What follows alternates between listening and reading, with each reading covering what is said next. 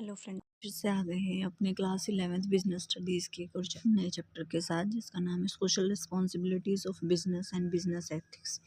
ये हमारा chapter number 6 है। इस सीरीज़ में हम चैप्टर 5 पहले कर चुके हैं। पहले आप उन चैप्टर्स को भी जाके देख सकते हैं। तो आज हम करेंगे chapter number 6, social responsibility of business. Social responsibility क्या होती है? एक बिजनेस है वो हमारा ऑपरेट करता है हमारे सोशल इन्वायरमेंट में, हमारी सोसाइटी में, क्योंकि सोसाइटी से हम रिसोर्सेज लेते हैं, रिसोर्सेज को यूज़ करते हैं और बिजनेस में प्रॉफिट्स अर्न करते हैं। तो उस अगर हम उस सोसाइटी के रिसोर्सेज को यूज़ कर रहे हैं तो हमारी भी कुछ सोशल रिस्पॉन्सिबिलिटी बनती है, बिजनेस की भी कुछ सोशल रिस्पॉन्सिबिलिटी बनती है सोसाइटी के अराउंड, जो फुलफ़िल करनी होती है। तो एक second, social responsibility is the broader then legal responsibility of the business. पहले मैं ये बता दूँ, ये पूरा चैप्टर मैं बहुत ज़्यादा डिटेल में नहीं करवा रही हूँ। ये जो भी सीरीज़ में मैं करवा रही हूँ, डिटेल में इन द सेंस कि एक ही उसकी डेफिनेशन ऐसे नहीं, पर आपके बहुत सारे के सारे इंपॉर्टेंट पॉइंट्स को मैं कवर अप कर रही हूँ। जैसे एनसीईआरटी, आपको कहीं से ये चैप्टर करने की ज़रूरत नहीं है अगर आपने ये वीडियो से कर लिया है। तो सोशल रिस्पॉन्सिबिलिटी बहुत बार एमसीक्यू फॉर्म में पूछा जाता है कॉम्पिटिटिव एग्जाम में। सोशल रिस्पॉन्सिबिलिटी ब्रॉडर है या लीगल रिस्पॉन्सिबिलिटी? तो जो हमारी सोशल रिस्पॉन्सिबिलिटी है वो that is broader than the legal responsibility, तो वो हमारी बड़ी होती है। A business enterprise should do business and earn money in a way that fulfil the expectation of the society. कि किसी भी बिजनेस को बिजनेस करना चाहिए, बिजनेस एक्टिविटीज़ करनी चाहिए और प्रॉफिट भी अर्न करना चाहिए, पर ऐसे नहीं कि हम सोसाइटी को एक्सप्लॉइट करके हम अपना प्रॉफिट अर्न करें। फुलफिल करके सोसाइटी की एक्सपेक्टेशन को ही हमें बिजनेस करना चाहिए। Supplying good quality product, creating healthy environment, honestly paying taxes, installing pollution devices and factory and attending customer campaigns sincerely। तो ये क्या है कि कस्टमर की कंप्लेंट्स को ध्यान में रखना कि वो सेटिस्फाई हैं या नहीं है, किस चीज़ से उनको प्रॉब्लम हो रही है, टैक्सेस टाइमली पे करना, इन्वायरमेंट का ध्यान रखना, good quality products and reasonable prices पे प्रोवाइड करना, और हमारे जो पॉल्यूशन इंस्टॉलेशन डिवाइसेस होते हैं उनको इंस्टॉल करना बिजनेस में। ये हमारी एक तरह से सोशल रिस्पॉन्सिबिलिटीज़ ही होती हैं। Social responsibility of the business refer to its obligation to those decision and perform those actions which are desirable in term of objectives and value of a society. जो हमारी सोसाइटी के लिए बहुत ही ज़्यादा important है, वो हमारी सोशल रिस्पॉन्सिबिलिटी होती हैं जो डिज़ायरेबल है हमारी सोसाइटी के लिए। नेक्स्ट इज़ CSR, जो हमारा कॉर्पोरेट सोशल रिस्पॉन्सिबिलिटी कॉन्सेप्ट है, वो कैसे एप्लीकेबल है, क्या है, उसके बारे में है। तो हमारा जो मैं बार बार कॉर्पोरेट सोशल रिस्पॉन्सिबिलिटी नहीं बोलूँगी, जो हमारा CSR कॉन्सेप्ट है वो गवर्न किया जाता है किस क्लोज के through? Close number 135 direct question पूछा जाता है, तो याद रखना है। Of the company act 2013 which was passed in both houses and get the ascent of president. ये डेट आपको इतनी याद करने की ज़रूरत नहीं है, पर मैंने दे दी है, एक बार रीड जरूर कर लेना। ठीक है, तो ये दोनों हाउस में पास हुआ था और प्रेसिडेंट की एसेंट मिल गई थी इसको, इस एक्ट को। CSR applicable to those company, कौन कौन सी कंपनी पे हमारी CSR की जो पॉलिसीज़ हैं, जो कॉन्सेप्ट है वो एप्लीकेबल है? जिनका एनुअल टर्नओवर 1000 करोड़ है, या उनकी नेट वर्थ 500 करोड़ है, या फिर जो नेट प्रॉफिट है वो 5 करोड़ या उससे ज़्यादा है, उन कंपनीज़ पे हमारा CSR की पॉलिसीज़ हैं वो लागू होती हैं। ये आप देख सकते हैं, turnover 1000 crore, net worth 500 crore and net profit 5 crore. जो the new rule which are applicable from physical 2014-15 onwards required to set up a CSR committee. 2014-15 में नए रूल आए जिसमें क्या था कि हमें एक CSR कमेटी बनानी होती है, जिसमें consist of their board member including 1 independent director. हमें एक सेकेंड भाई, हमें CSR कमेटी बनानी होती है जिसमें बोर्ड मेंबर्स होंगे, बोर्ड मेंबर्स, और एक उनमें इंडिपेंडेंट होना चाहिए। ठीक है, तो एक क्या होगा, उनमें इंडिपेंडेंट होगा डायरेक्टर। एक्ट, हमारा जो CSR का एक्ट है वो क्या इनकरेज करता है कि हमें स्पेंड करना है 2% of the average profit last 3 previous year. Last के 3 सालों में जो भी प्रॉफिट हुआ है उसके एवरेज का 2% हमें CSR एक्टिविटीज़ पे स्पेंड करना है, ये बोलता है हमारा CSR act. CSR activity spending on schedule 7 of the act. इसका क्या मतलब है कि जो CSR एक्टिविटी हम कह रहे हैं कि CSR एक्टिविटी पे हमें 2% स्पेंड करना, वो CSR एक्टिविटी कौन सी हैं?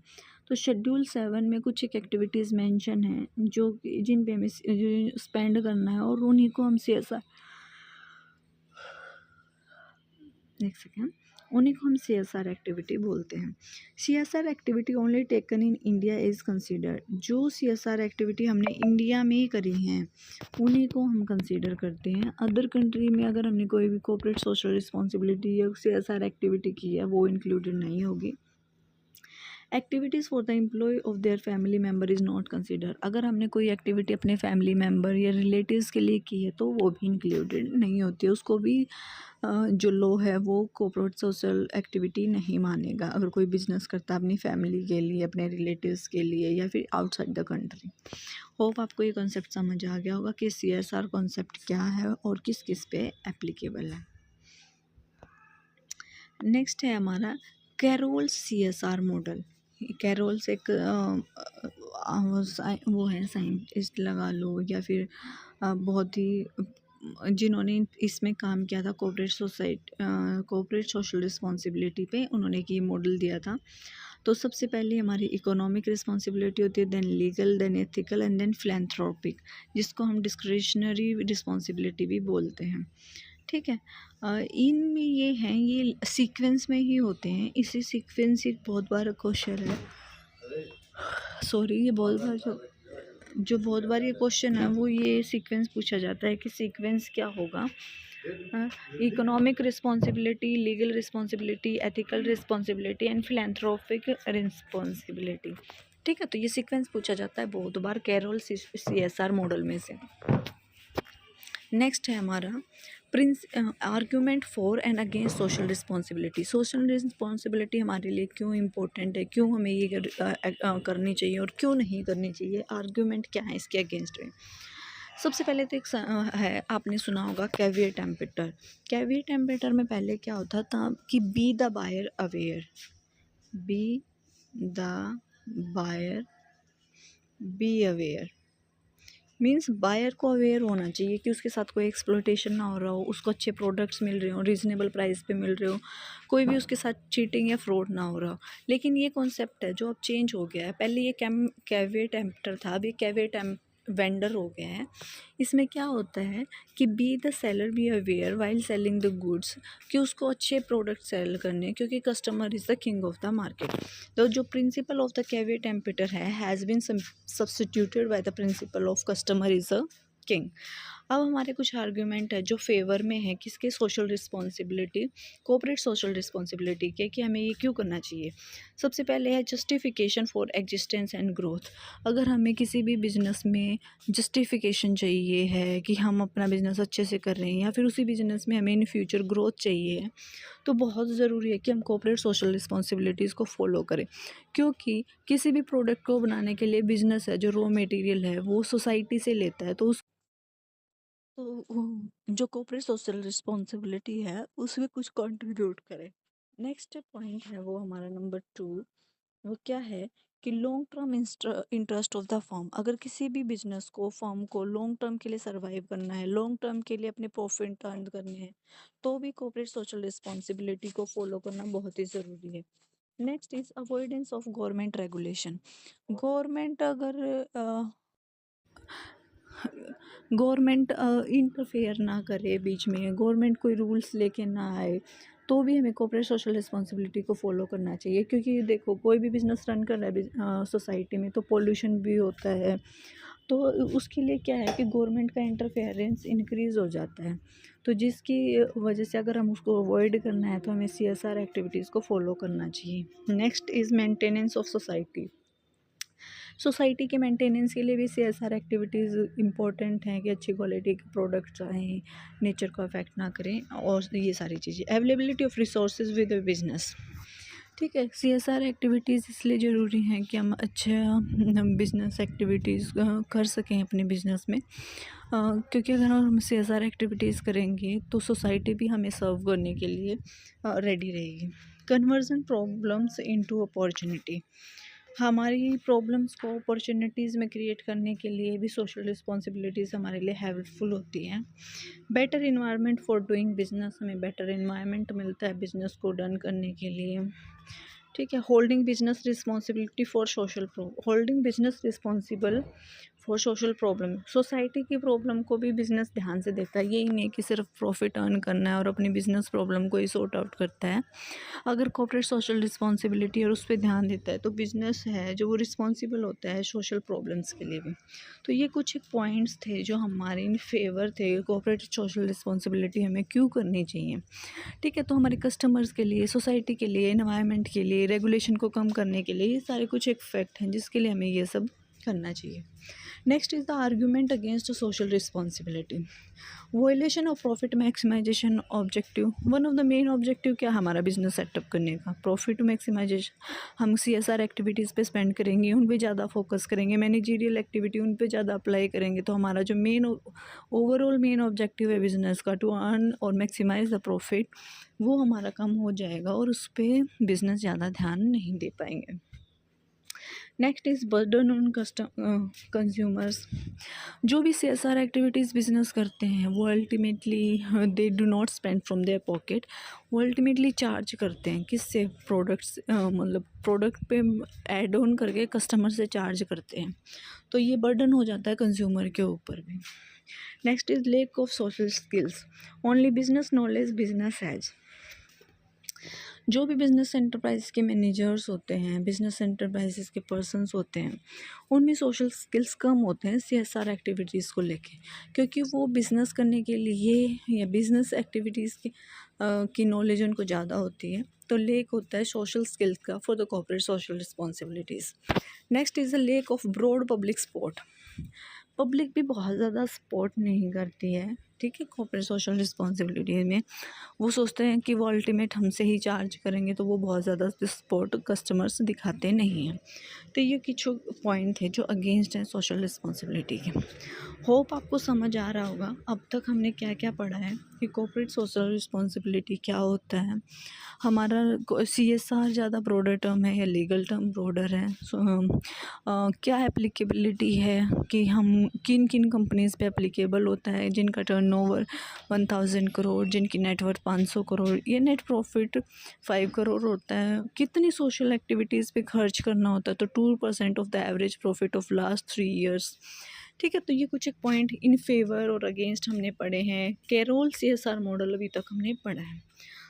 तो होप आपको ये समझ अभी तक आया होगा। नेक्स्ट इज़ रियलिटी क्या है सोशल रिस्पॉन्सिबिलिटीज़ की। Reality of social responsibility, factor और reason which persuade the business to do social responsibility, work to accept a public responsibility.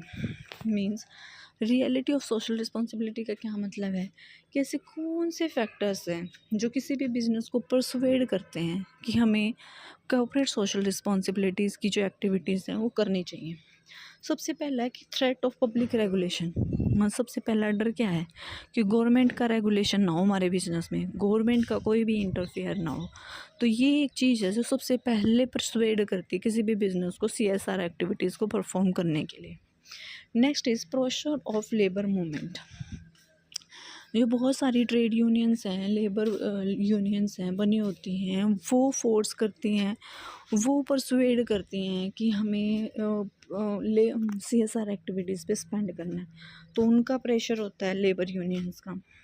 Impact of consumer conciseness, जो बहुत सारे कस्टमर होते हैं जो कॉन्शियस होते हैं इन्वायरमेंट के लिए, गुड क्वालिटी प्रोडक्ट के लिए, रिजनेबल प्राइसेस के लिए, CSR एक्टिविटीज़ के लिए, तो उन पे इम्पैक्ट ना पड़े, वो अपने बिजनेस एंटरप्राइज से दूर ना हो जाएं, वो कस्टमर दूर ना चले जाएं, उस डर से भी जो बिजनेसेस हैं वो सोशल रिस्पॉन्सिबिलिटी हैं जो परफॉर्म करते हैं। Next is development of social standard for business. अपने बिजनेस के लिए कुछ एक सोशल स्टैंडर्ड्स को मेंटेन करने के लिए कि हाँ, अगर हम एनवायरनमेंट से कुछ ले रहे हैं तो हम प्रोवाइड कर रहे हैं सोसाइटी को भी, तो बिज़नेस स्टैंडर्ड्स को मेंटेन करने के लिए भी CSR एक्टिविटीज़ परफॉर्म करते हैं और वो अपने रूटीन बिजनेस में इंक्लूड करके चलते हैं। Next is development of business education. अपने बिजनेस में एजुकेशन को डेवलप करने के लिए, ठीक है, इसीलिए भी CSR एक्टिविटीज़ को परफॉर्म करते हैं कि बिजनेस ये दिखाना चाहता है कि सोसाइटी के लिए हम काम कर रहे हैं, क्योंकि हम सोसाइटी के बेनिफिट के बारे में सोचते हैं और अपने एम्प्लॉयज़ को एजुकेट करते हैं कि हमें सिर्फ सेल्फ सेंटर्ड होकर नहीं सोचना है, सोसाइटी के लिए भी सोचना है, ताकि जो उसके बिजनेस एम्प्लॉयज़ हैं वो भी बिजनेस के लिए सोचें, वर्क करें और सोसाइटी के लिए भी as well. Relation between social interest and business interest को ध्यान में रखते हुए सोशल रिस्पॉन्सिबिलिटीज़ परफॉर्म की जाती हैं कि बिजनेस इंटरेस्ट तो फुलफ़िल हो ही, साथ में सोशल रिस्पॉन्सिबिलिटीज़ भी फुलफ़िल हों।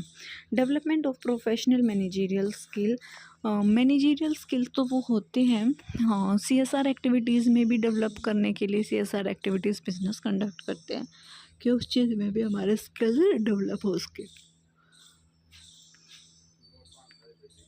तो यही कुछ फैक्टर हैं जो हम किसी भी बिज़नेस को परसुएड करते हैं CSR एक्टिविटीज़ करने के लिए। Next is kind of social responsibility या फिर काइंड्स ऑफ सोशल रिस्पॉन्सिबिलिटी, जो हमने पहले भी पढ़ी थी कैरोल्स मॉडल में, सेम उसी तरीके से हैं। सबसे पहले हमारी इकोनॉमिक रिस्पॉन्सिबिलिटी आती है, देन लीगल जो फॉलो करनी होती है बिकॉज वो हमारे लॉ ऑफ लैंड में होती है।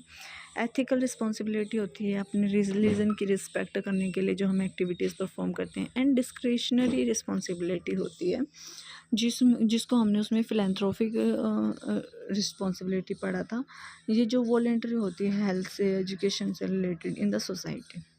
तो ये काइंड्स हैं सोशल रिस्पॉन्सिबिलिटी के जो हमने कैरोल मॉडल में भी पढ़े थे। एक बार मैं आपको दिखा देती हूँ कैरोल मॉडल में। इसमें भी economic, legal, ethical and philanthropic responsibility थी। इसको हम डिस्क्रिमिनेशनरी भी बोल सकते हैं, ठीक है। Next is UN identify environmental problems, कि यूनाइटेड नेशन ने 8 प्रॉब्लम्स हैं उनको आइडेंटिफाई किया है that cause damage to the natural environment. These are, सबसे पहली है ओजोन डिप्लेशन। ये हमारा NCERT में गिवन नहीं है टॉपिक इस चैप्टर में, तो वो मैंने इंक्लूड किए हैं। तो कौन कौन से माने गए हैं? Ozone depletion, global warming, solid and hazardous waste, land degradation, water pollution, fresh water quality and quantity, means fresh water की क्वालिटी भी कम है और क्वांटिटी भी कम है। डिफॉरेस्टेशन, फॉरेस्ट को काटना, डेंजर टू बायोलॉजिकल डाइवर्सिटी। तो ये कुछ 8 हैं जो इन्वायरमेंट के लिए डेंजरस बताए हैं यूनाइटेड नेशन में, ठीक है। मैंने ये इसके लिए इंक्लूड किया टॉपिक कि कॉम्पिटिटिव एग्जाम में इस तरह से पूछ सकता है कि कौन से हैं जो यूनाइटेड नेशन ने इंक्लूड किए हैं, या कोई और पोल्यूशन दे देंगे और कौन से नहीं है। तो एक बार रीडिंग पता हो तो हम एलिमिनेट कर पाएंगे पेपर में, ठीक। वैसे एज सच ये बहुत ज़्यादा इम्पोर्टेंट नहीं है, पर ये इस तरीके से इम्पोर्टेंट हो सकते हैं कि MCQ फॉर्म में आ जाए। Social responsibility toward interest, different interest group, जो हमारी सोशल रिस्पॉन्सिबिलिटी हैं वो अलग अलग ग्रुप के प्रति होती हैं बिजनेस की, टुवर्ड द शेयर होल्डर्स या फिर ओनर के प्रति भी होते हैं कि शेयर होल्डर्स और ओनर भी सेटिस्फाई रहें, worker, consumer and government and community. इन सारी सब के प्रति हमारी डिफरेंट सोशल ग्रुप्स हैं जिनके प्रति हमारी सोशल रिस्पॉन्सिबिलिटी बनती है एक बिजनेस की। Causes and need for pollution control, क्या कारण है कि हमें पॉल्यूशन को कंट्रोल करना चाहिए, क्या नीड है कि हमें पॉल्यूशन को कंट्रोल करना चाहिए। सबसे पहले तो कि कारण क्या है कि जिससे पॉल्यूशन होता है, जैसे कि एयर पॉल्यूशन होता है, एयर में इम्प्योरिटी होने की वजह से, water pollution, unwanted particles in the water में होने की वजह से, and then is land pollution, and next is the noise pollution. ये हमारे कुछ एक पॉल्यूशन है जो फिर हमें नीड क्यों है कंट्रोल करने की, हेल्थ हजार्ड्स को कम करने के लिए, क्योंकि पॉल्यूशन होता है एनवायरनमेंट में तो वो हमारी हेल्थ के लिए सही नहीं होता है। तो उन हजार्ड्स को कम करने के लिए, reduce risk of liability risk को कम करने के लिए, कॉस्ट सेव करने के लिए, अगर हमें कॉस्ट सेव करनी है अपने बिजनेस में तो उसके लिए हम पॉल्यूशन कंट्रोल करते हैं, इम्प्रूव पब्लिक इमेज, सोसाइटी में अपनी बिजनेस एंटरप्राइज की इमेज को अच्छे से सेटअप करने के लिए कि हमारा बिजनेस है वो पॉल्यूशन कंट्रोल करके चलता है, तो इमेज फॉर्मेशन के लिए। अदर सोशल बेनिफिट्स भी बहुत सारे होते हैं, तो हेल्थ के लिए कि हेल्थ ख़राब ना हो, कोई लाइबिलिटी ना हो किसी के ऊपर पॉल्यूशन की वजह से, कॉस्ट को सेव करने के लिए, इन सारी चीज़ों के लिए हम यूज़ करते हैं pollution control. Role of business in environment protection, एक बिजनेस का क्या रोल होता है एनवायरनमेंट को प्रोटेक्ट करने में। सबसे पहले क्या है, sorry, steps by top management of the enterprise to create, maintain and develop work culture। तो ऐसा वर्क कल्चर कोई भी बिजनेस क्रिएट करता है जो कि बिज़नेस को प्रोटेक्ट करने के लिए, एनवायरनमेंट को प्रोटेक्ट करने के लिए इम्पोर्टेंट है, तो ये बिज़नेस परफॉर्म करता है। Ensuring commitment to environment protection is share throughout the enterprise, अपने एम्प्लॉयज़ में शेयर करता है इस थॉट को कि हमें अपने एनवायरनमेंट को प्रोटेक्ट करके चलना है। Developing clear cut policy for all function in organisation, हर एक फंक्शन के लिए क्लियर कट पॉलिसी बना के चलता है बिजनेस एंटरप्राइज, जिसमें वो पॉल्यूशन कंट्रोल या जो भी फैक्टर हैं जो हार्म करते हैं एनवायरनमेंट को, उनको ध्यान में रख के बनाए जाते हैं। Comply with the law and regulation enacted by the government, business enterprises हैं जो गवर्नमेंट ने एनवायरनमेंट को सेव करने के लिए जो भी लॉज बनाए हैं, पॉलिसीज़ बनाई हैं, उनको कंप्लाई लागू करते हैं business enterprises. Participation in the government programmes, बहुत सारे जो गवर्नमेंट है टाइम टू टाइम बहुत सारे प्रोग्राम करती रहती है एनवायरनमेंट से रिलेटेड, तो उनमें बिजनेस पार्टिसिपेट्स करते हैं और नॉलेज गेन करते हैं कि हम कैसे इन्वायरमेंट को सर्व कर सकते हैं, सेव कर सकते हैं अपने इन्वायरमेंट को पॉल्यूशन वगैरह से। तो ये पार्टिसिपेशन करते हैं बिजनेस एंटरप्राइजेज, ये खुद तो सीखते ही हैं, अपने एम्प्लॉयज़ और सोसाइटी को भी चेंजेस लाने में हेल्प करते हैं। Periodical assessment of pollution control programme, effectiveness in business, time to time pollution control programmes business में लाए जाते हैं सबको बताने के लिए, और ये इफ़ेक्टिव है हमारे बिजनेस के लिए। तो ये कुछ एक रोल हैं बिजनेस एनवायरनमेंट प्रोटेक्शन के जो बिजनेस परफॉर्म करते हैं। गवर्नमेंट ने कुछ एक लॉ बनाए हैं बिज़नेस को प्रोटेक्ट करने के लिए, जैसे कि वाइल्ड लाइफ प्रोटेक्शन एक्ट 1972, ये डायरेक्ट एक्ट हैं जो बहुत बार पूछे गए हैं कॉम्पिटिटिव एग्जाम में। तो वाइल्ड लाइफ प्रोटेक्शन एक्ट 1972 बनाया है प्रोटेक्ट करने के लिए एनवायरनमेंट को, वाइल्ड लाइफ्स को। The water prevention and control of pollution act 1974 में आया, और उसमें कुछ एक अमेंडमेंट हुए थे 1988 में। एयर प्रिवेंशन एंड कंट्रोल 1974 में आया ये भी, और इसमें भी अमेंडमेंट्स हुए थे 1988 में। The environment protection act, very very important point for the competitive exams, this act come in 1986। The forest conservation act 1980, ठीक है, फॉरेस्ट कंजर्वेशन किया था हमने 1980 में, और इन्वायरमेंट 1986 में, और अमेंडमेंट हुए थे मोस्टली सारी चीज़ों में। आपने देखा होगा कि 1988 में अमेंडमेंट्स हुए थे। द हजार्डियस वेस्ट एक्ट आया था 1989 में। तो ये एक्ट के नेम हैं जो आप लर्न कर सकते हैं, जैसे कि वाइल्ड लाइफ 1972, वाटर 1974, एयर भी 1974, इन्वायरमेंट एक्ट है वो 1986 में आया, लेकिन फॉरेस्ट से रिलेटेड था वो 80 में, और हजार्डियस वेस्ट 1989 में। तो एक बार आप रिवाइज करेंगे, आपको लर्न हो ही गए होंगे वैसे वीडियो में ही। तो ये कुछ गवर्नमेंट ने स्टेप लिए थे प्रोटेक्ट करने के लिए कि लॉ एनेक्ट किए। Government measures and business ethics intro, A separate department of environment created by government in 1980। 1980 में एक सेपरेट डिपार्टमेंट क्रिएट किया गया गवर्नमेंट बिजनेस एथिक्स से रिलेटेड गवर्नमेंट ने। सर्टेन रेगुलेटरी बॉडीज़ और quasi judicial authority have been establish, तो उसके regarding कुछ बोर्ड सेटअप किए गए, जिसमें था national afforestation and economic development board and national wasteland development board. तो ये दो बोर्ड बनाए गए थे उसके अंदर, national afforestation eco development board and national wasteland development board. जो मैन्युफैक्चरिंग यूनिट्स थी have been close in cities, high court of Delhi order shift of manufacturing unit out of Delhi and closing the similar court orders, removal of refineries from Agra city and shifting of manufacturing factories from Kanpur.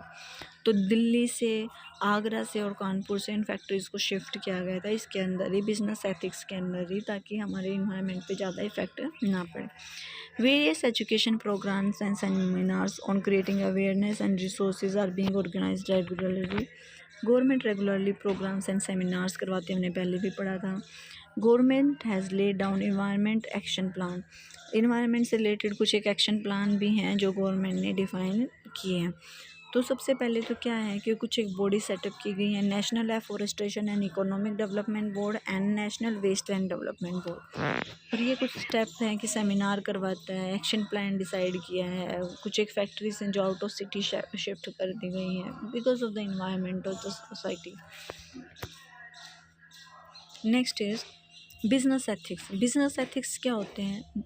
Ethics क्या होते हैं? किसी भी चीज़ को करने का कोई तरीका, सही तरीका है या नहीं है, राइट है या रॉन्ग है, वही होते हैं ethics. Ethics is concern with what is right and what is wrong in human behaviour, जज on the basis of socially determined standard. Society ने कुछ एक स्टैंडर्ड्स डिसाइड कर रखे हैं और उनके बेसिस पे डिसाइड करना कि ये ठीक है या गलत है, यही बिजनेस एथिक्स होते हैं। जैसे कि सोसाइटी ने मान लो ये बना रखा है कि इस तरीके से कूड़ा कचरा नहीं फेंकना है, नहीं तो उससे पोल्यूशन होता है। अगर हम फिर भी फेंकते हैं दैट इज़ रॉन्ग, अगर नहीं फेंकते हैं दैट इज़ राइट। तो वो एथिकली राइट है या रॉन्ग है, डिपेंड करता है जो सोसाइटी ने जो स्टैंडर्ड्स बना रखे हैं उसके राइट एंड रॉन्ग डूइंग पे। Business ethics concerns itself with the relationship between objectives, practices, and techniques and the goods of society. Ethics is important for every business. हर एक बिजनेस के लिए, बिजनेस करने के लिए एथिक्स बहुत इंपॉर्टेंट है कि वो राइट एंड रॉन्ग में डिफ्रेंशिएट कर सकें और राइट डिसीजन ले सकें। एथिक्स एज इट्स ओरिजिन कहाँ से हुआ है? एथिक्स वर्ड का ग्रीक वर्ड इथोस। बहुत बार पूछा जाता है कि एथिक वर्ड कौन सी लैंग्वेज से आता है? ग्रीक, लैटिन, ऐसे ऑप्शन होते हैं। तो ग्रीक वर्ड्स क्या नाम है? एथिकोस, एथोस से आया। इसमें मिस प्रिंट है, एथोस बोलते हैं, मोस्टली एथोस मिलता है पेपर में, ठीक है। नॉर्म्स, आइडल और moral prevailing in a group society. तो बिजनेस एथिक्स आपको पता चल गया होगा कि क्या होते हैं। कुछ एक नॉर्म्स होते हैं जो डिटरमाइन होते हैं स्टैंडर्ड सोशल बिहेवियर पे कि क्या रॉन्ग है और क्या राइट है। Element and ground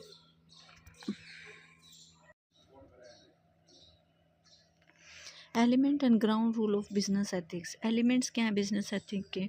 top management की कमिटमेंट होती है इसमें, किसमें?